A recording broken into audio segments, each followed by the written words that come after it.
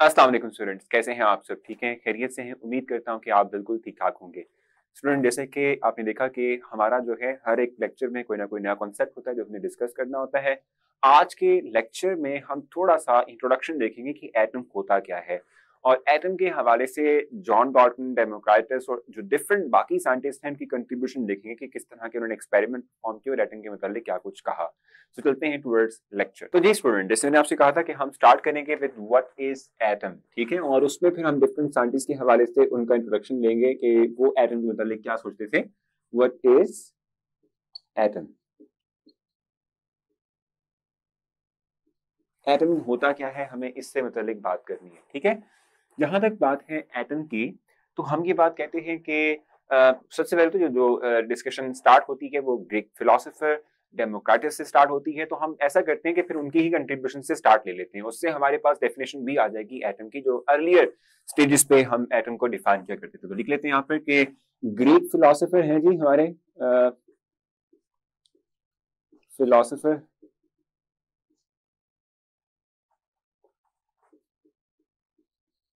और हैं कौन भी, डेमोक्राटस।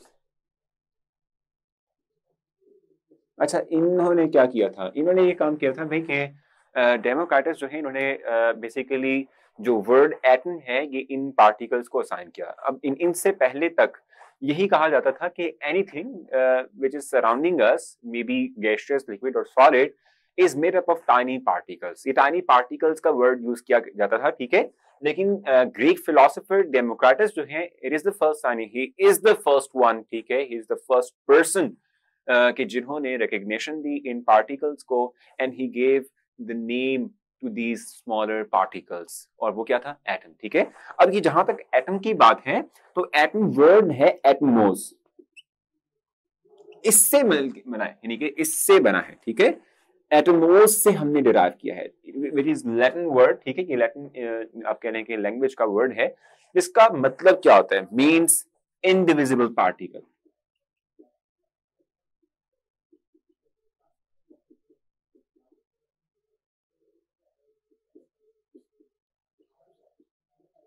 पार्टिकल्स, ठीक हो गया।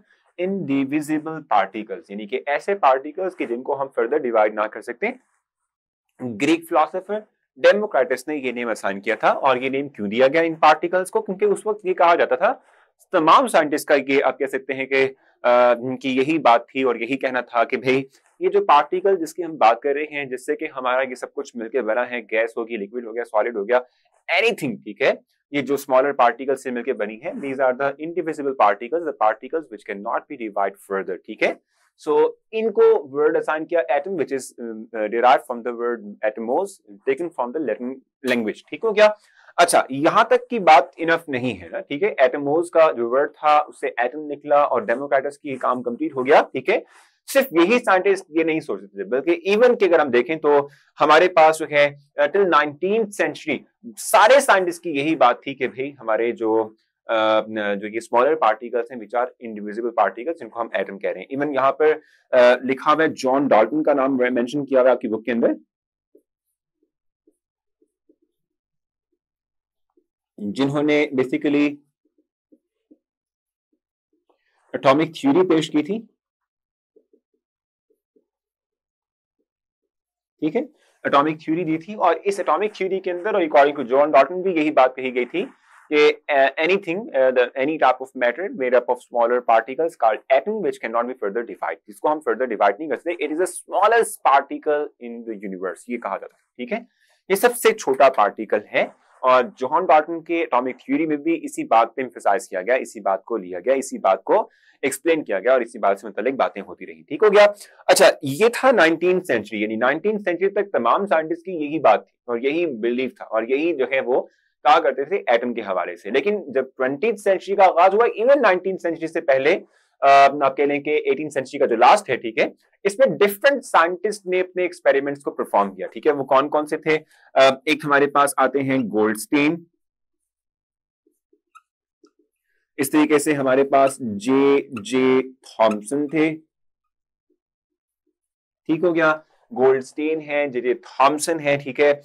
इस तरह से बहुत से और, रदरफोर्ड भी थे हमारे पास, ठीक है जी, रदरफोर्ड,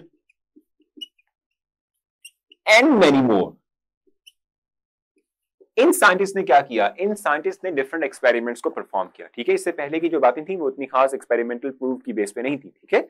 अब ये एक स्पेसिफिक साइंटिस्ट, सॉरी एक स्पेसिफिक आप कह लें कि एक्सपेरिमेंट करने के बाद जो सामने आए रिजल्ट्स, उनकी बेसिस पे अब इन साइंटिस्ट ने क्या किया, अपनी बात कही, ठीक है।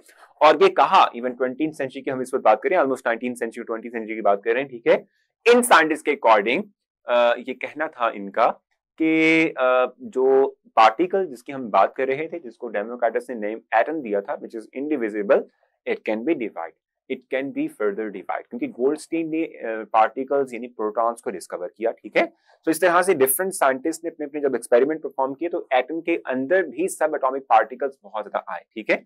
और सब एटॉमिक पार्टिकल्स में मेजरली आप जो जानते हैं वो प्रोटॉन, न्यूट्रॉन एंड इलेक्ट्रॉन है, ठीक है। प्रोटॉन, न्यूट्रॉन एंड इलेक्ट्रॉन है। डिफरेंट साइंटिस्ट ने इन पार्टिकल्स को डिस्कवर किया which are smaller than even that atom, ठीक है, इवन स्मॉलर देन एटम, ठीक है। एटम से भी छोटे पार्टिकल्स हैं, स्मॉलर पार्टिकल्स हैं, ठीक है। इसलिए हमने कहा कि atom can be divide further, atom को फर्दर हम डिवाइड कर सकते हैं। सो होपफुली आप लोगों ने जो मैंने बातें आप लोगों से शेयर की इस पे गौर किया होगा। अच्छा, बेसिकली हम इससे आगे की जितना भी काम पढ़ेंगे एटम के मुतालिक, वो एटम के स्ट्रक्चर को एक्सप्लेन करेगा। डिफरेंट थ्योरीज हमने डिस्कस करनी है, ठीक है। डिफरेंट साइंटिस्ट के एक्सपेरिमेंट्स को हमने देखना है, ठीक है। और जो पार्टिकल्स हम जिसकी डिस्कशन करेंगे उनके हमने प्रॉपर्टीज की भी बात करनी है, ठीक है। तो अपना बहुत सारा ख्याल रखें। इंशाल्लाह आपसे मुलाकात होगी अपने नेक्स्ट लेक्चर में। तब तक के लिए अल्लाह हाफ़िज़।